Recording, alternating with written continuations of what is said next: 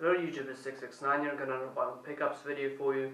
I have quite a pile of records here to show you. I was actually waiting for one more, but it didn't arrive in the mail unfortunately. But I did get a refund and got another record. Anyway, let's start. And first we got a band actually you saw recently live. And then they put on a really great show. I caught them actually got them last summer as well at a festival. And both times were equally amazing. Definitely put on a good live show. And that's Crystal Castles. This is their second full-length album. It's a gatefold. And if you're not familiar with Crystal Castles, they play electronic music, and it's kind of hard to pinpoint, but it mixes a lot of synths with 8-bit sounds, and kind of Alice is singing on top of that, or sometimes yelling. And sometimes they have more on the experimental side. But overall, you know, it's a bit melancholic as well. But overall, it's definitely an interesting mix, and that's why I find this interesting. And this is their second release. They currently have 3 releases, and all are self-titled by name. So this is just called 2, I guess. And I didn't like this as much as the first one, but I think this was still a really good album. The third one I didn't care too much for, but it still had some good songs. Violent Youth and Sad Eyes, Plague was also a really good song. But yeah, this is more in the line of the first record. The third is a bit more kind of like on the soft side, sometimes definitely more melancholic than the first 2. These have some more like happy sounds as well, I guess, if you want to call it that. And some really good songs on here. Baptism is probably the most famous song, is on here. I think it was in an earlier EP or single or something like that, but it's on this album as well. And got Doe Deer on here, which is really a fucked up track. And it's like I mentioned earlier that they dabbled experimental stuff. I'd definitely say Doe Deer is a good example of that. Vietnam, Violent Dreams, None Love. Yeah, good songs on here. Celestica, Faint Spells. Definitely a really solid album from them. So if you haven't heard them before, I recommend checking the first album out first, and then move on to this. The third one is worth listening if you're a fan, I guess. Then we have also a group that dabbles in the experimental music, I suppose, but still in the electronic music realm, and that's Mum. I don't know if I pronounced that correctly. They're an Icelandic group, and they work with a lot of kind of glitchy sounds. I'd say they make ambient electronic music, but it's a lot of glitchy sounds, sometimes like metallic rustling, and with other albums as well, but with this one specifically, there's a lot of kind of child-themed, not to sound creepy or anything, but like it has like it makes you feel like you're a child again in a way, like very simplistic thoughts. And there's a female vocalist, and she sings very, very like lightly, and it's very gives kind of like the vibe like you're a kid. And I don't know if that's what we're going for, but this is their first full length, I believe, from 2000. And there's actually a little story here. Don't know if it's a story about the band, but or maybe like it's a concept album or something. But I first heard of them when I watched a documentary during one of our annual film festivals called Until the Light Takes Us. It's about black metal, and they played the Ballad of the Broken Birdie records on there, and it definitely like caught my ear, and I just listened to the band afterwards. And this is definitely a great place to start if you're interested in hearing them. I'd say this is their best record, or at least is more interesting than their later releases. I don't know, maybe in my opinion they just didn't age, or what is the word I'm looking for? They didn't continue doing like the same thing, I suppose. But I'd say this is a good place to start. And now we're moving on to classic rock, or maybe even psychedelic rock. Jefferson Airplane, Surrealistic Pillow. I believe most people are at least have heard or are familiar with like either White Rabbit or Something to Love. And that's Jefferson Airplane. Both are on this album. Just great, kind of like old school hippie, psychedelic rock. Really good record to put on during the summer. Just like really chill, nice music. Comes on big 180-gram vinyl. I got this for quite cheap actually. Definitely something worth getting. What's that? 3.5 miles in 10 seconds. Also a really good song. How Do You Feel? Embryonic Journey. Yeah, definitely is a really good classic rock album. If you haven't heard it, I definitely suggest you check it out. And now we're moving on to indie rock, and this band I've listened to since I was in 9th grade, I believe, when I first heard Gold Line, and that's the Yeah. I previously showed you the Yeah Gold Line single, but this is their second full length, Show Your Bones. I really want to get FUTL, but it's really fucking expensive. Yeah, this is a great album. Pretty much every song on here is just catchy as hell and awesome. Gold Line, Way Out, Fancy, Phenomenon, Honey Bear, Cheated Hearts, Dudley, Warrior, Turn Into. Deja Vu is actually not on here, but I think it's on the digital version, but it sucks that it's not on here, because that's a great song. Here's the back. If you're not familiar with the Yeah, they are a indie rock group consisting of 3 members. Karen O, who's on vocals, then Nick Zenon and Brian, I don't remember his last name, sorry. Yeah, but they definitely play, this is really badass, they play a very interesting mix. I mean, all the songs are really catchy and kind of simple, sometimes really like distorted ass guitars, and then really melodic and soft songs as well. Karen O is a very eccentric vocalist. I think one of the best female vocalists of most modern rock groups today, if not the best. And she also like puts on really like weird makeup sometimes, and she had like a like where like Native Americans used to wear like this big things on their heads. She had kind of one of those with eyes on it. It was really crazy when they perform live. They're definitely an interesting group. I'd recommend it if you like indie rock. All their songs are really catchy as hell and fun to listen to. That's kind of like the simplest way I can explain the Yes. But yeah, definitely a solid group, and I should get more albums by them, because I've been listening to them forever, and just really great band. And next we got a band Keith Morris actually turned me onto. He's the former singer of Black Flag and of course Off.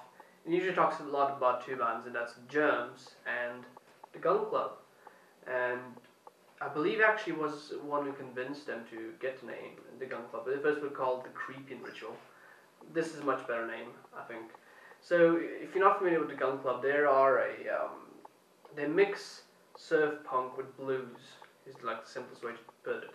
And their vocalist is Jeffrey Lee Pierce, as an infamous vocalist, definitely a fantastic vocalist. And he died from brain hemorrhage, I think, at the age of 37.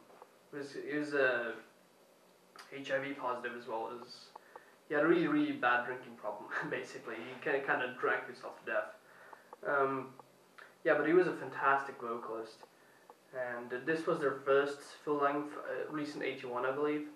I'm pretty sure this is an original pricing, not sure, but it says on here, limited edition of 3,000 copies, and I got number 317. This comes on the Beggar's Banquet version. Don't know exactly how much it differs from the other versions, but you see that, yeah. Apparently the other version is different, but this is the Beggar's Banquet one. I don't know what that means, but a fantastic album. Sounds great on vinyl, actually. Better than the digital version. If you're into rock or overall, punk and surf punk, it actually kind of reminded me a little bit of the Pixies. Probably that surf punk influence, but yeah, overall I definitely recommend checking this band out. And next we got their second album, which is Miami. This actually has two records, but not a gatefold, which sucks. The first one is a gatefold, but only has one record. I believe this is a reprint. Comes with a live record as well, which is awesome. Comes on thick 180 gram vinyl.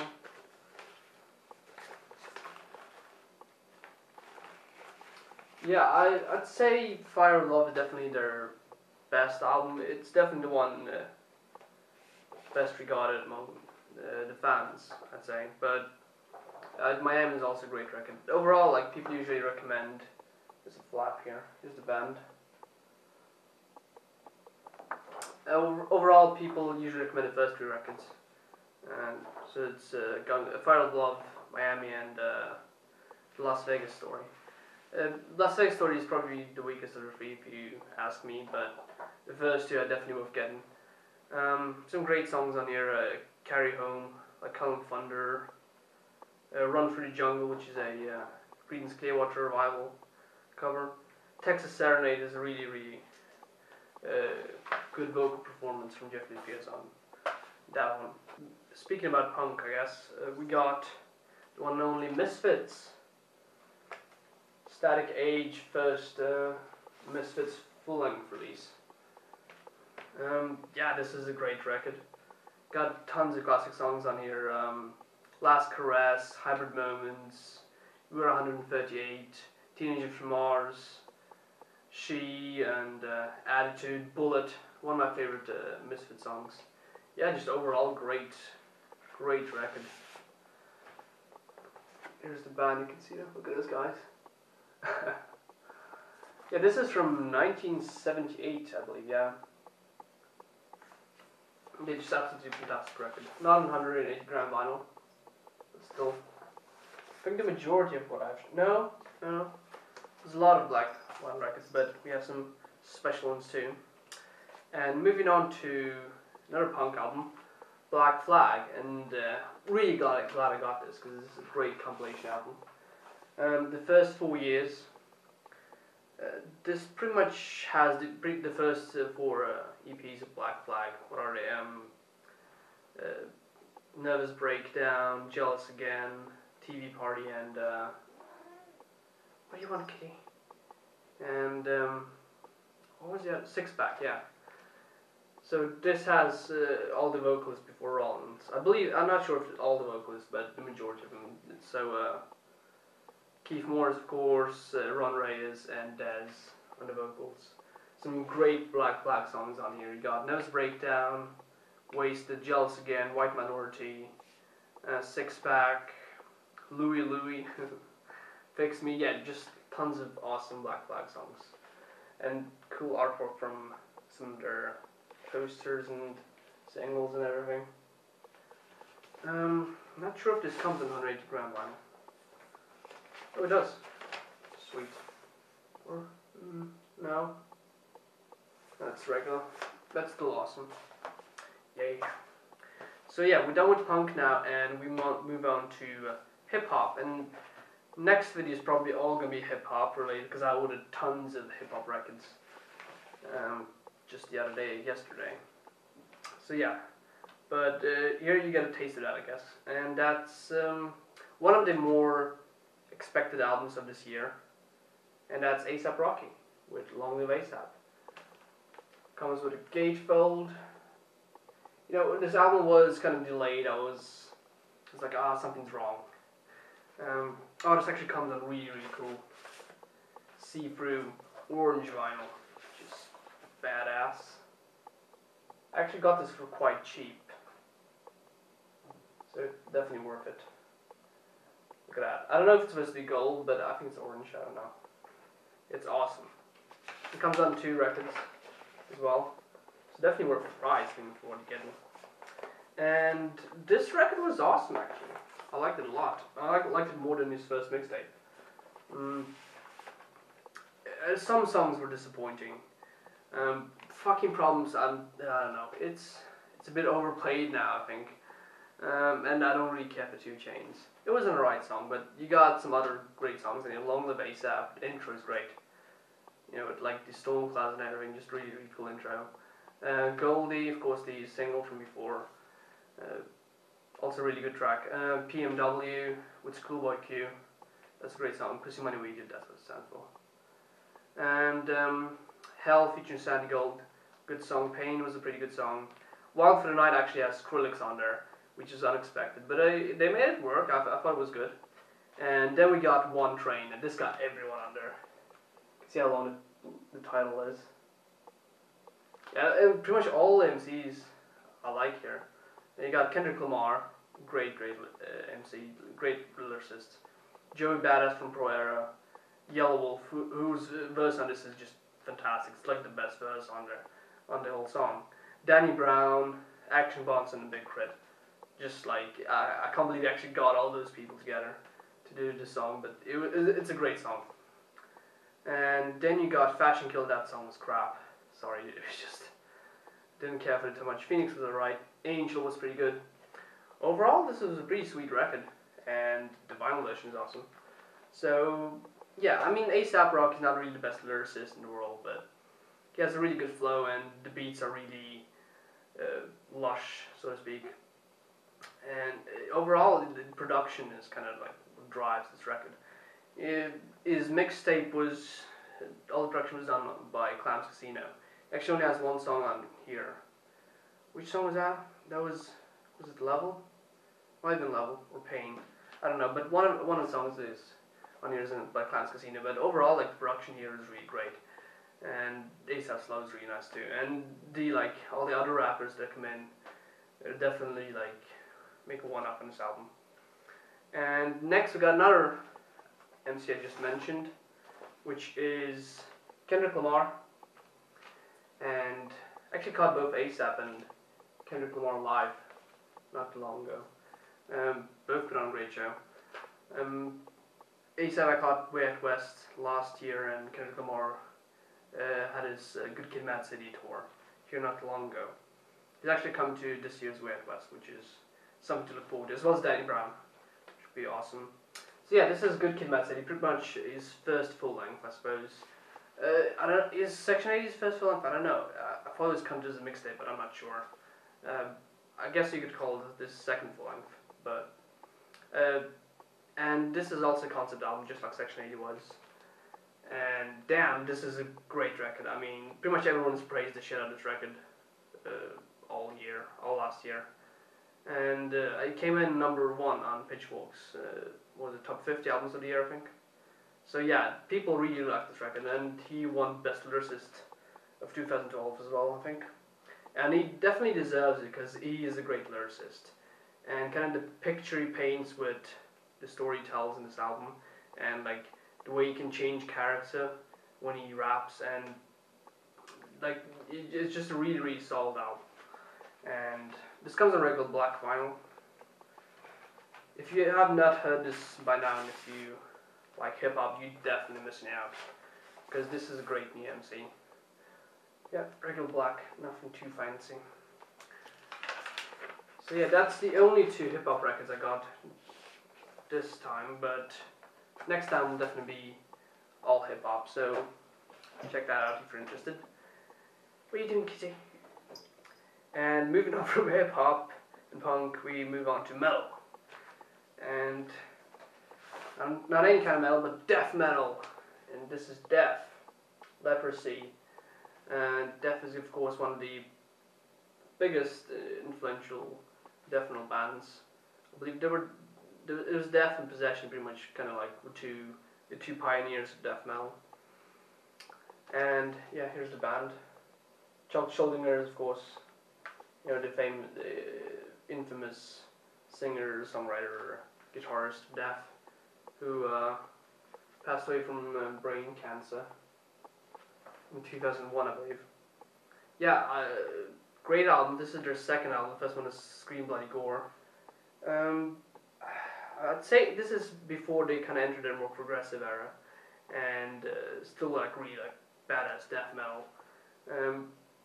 Is it as good as Screenplay Gore? I guess it's on the same level. Actually, I think I like this more than Screenplay Gore. But yeah, some tons of awesome songs on here. You got Born Dead, Left to Die. You know, very, very diverse lyrics. Pull the Plug, that's a great track. Just, you know, awesome death metal, basically. Definitely look forward to getting more death records, because I pretty much all like older stuff. Some people are not too keen on their progressive stuff, but I liked it, so yeah, if you like death metal, you definitely should listen to this.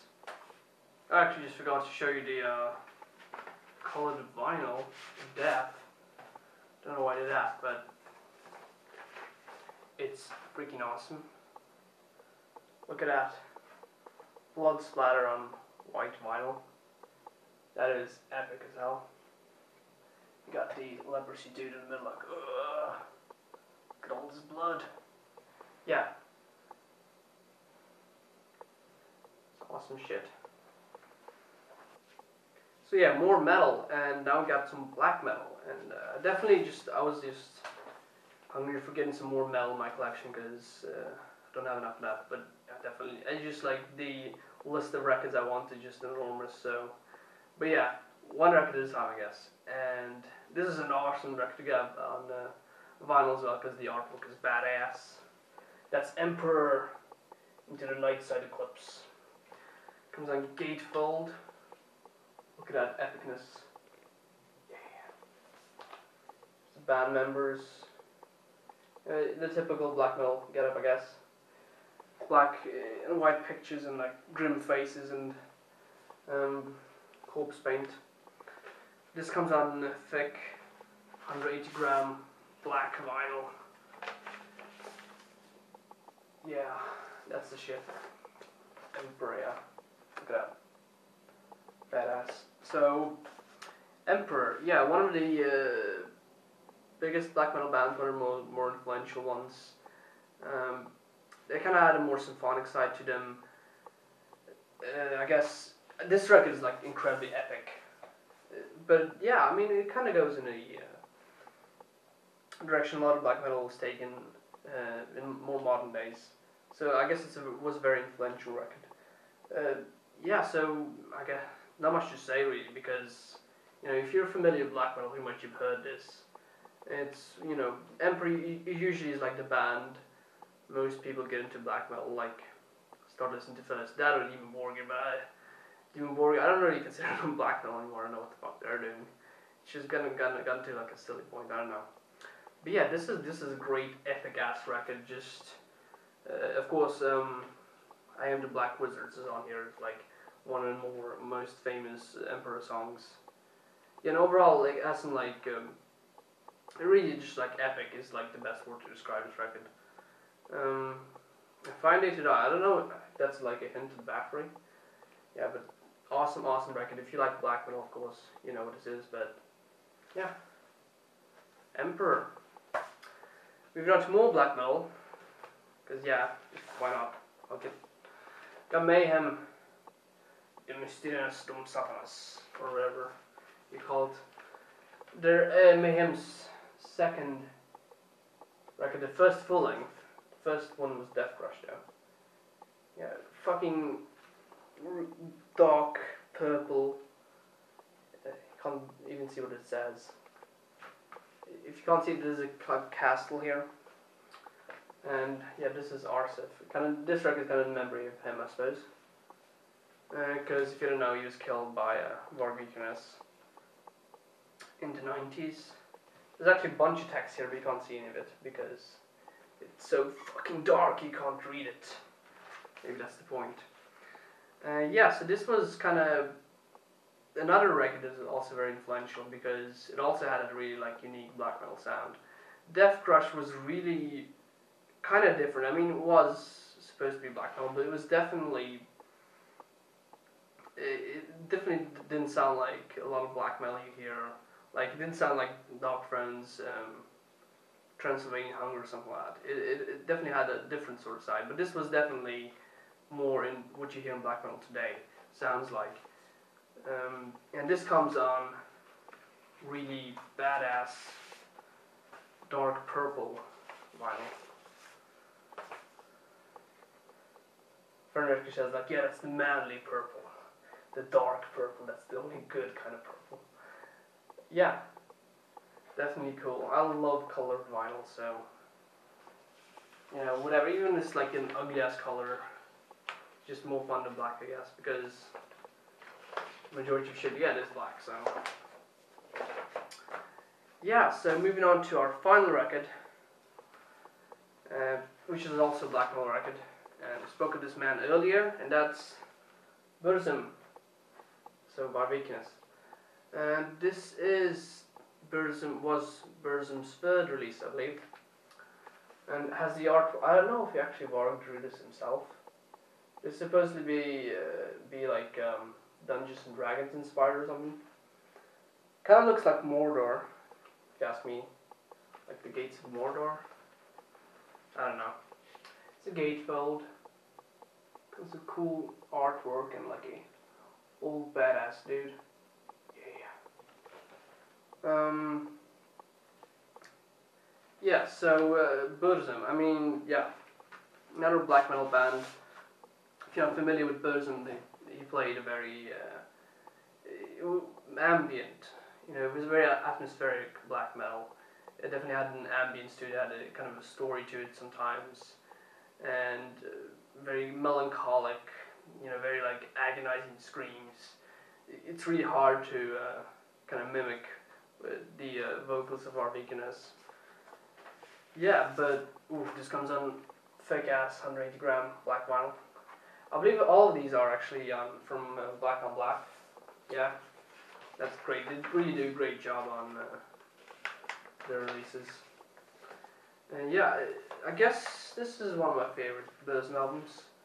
If you see Sathanas is also very good. All of them are really solid, but yeah. What's this? I haven't seen this. Merch. I don't need this. Is that my record?